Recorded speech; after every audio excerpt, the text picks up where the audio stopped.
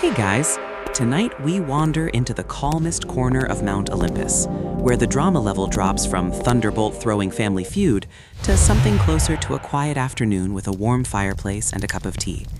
You step lightly across polished marble floors, the air warm and gently scented with wood smoke, and for once in Greek mythology, nobody is shouting. Which, if you know anything about the Olympian gods, is honestly suspicious. Ahead of you glows a steady orange light. Not lightning like Zeus enjoys tossing around when he's feeling moody, and not the flashy forge fire of Hephaestus hammering away at divine metalwork. This is softer, older, the kind of fire that crackles politely rather than trying to dominate the skyline. Protect our household. You approach slowly, and there she is, Hestia, goddess of the hearth. She sits beside a wide stone fireplace that never goes out. The flame burns with a steady, calm glow, like it has absolutely no interest in participating in Olympus's usual soap opera. And honestly, that might be because Hestia herself famously avoids all of it. Now, quick reality check.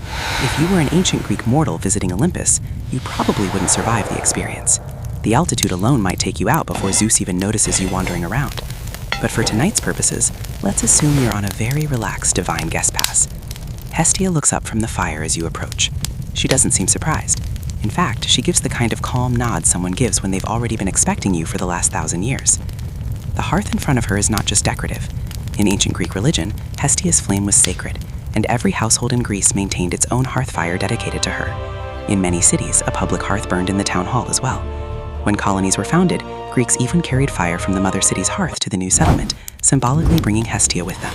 Which means, technically speaking, Hestia might be the most widely present goddess in Greek life. She just does it quietly. You settle down on a low stone bench nearby.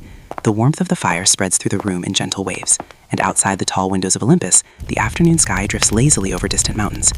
Hestia stirs the fire with a long iron poker. Now, unlike most Olympian gods, Hestia rarely appears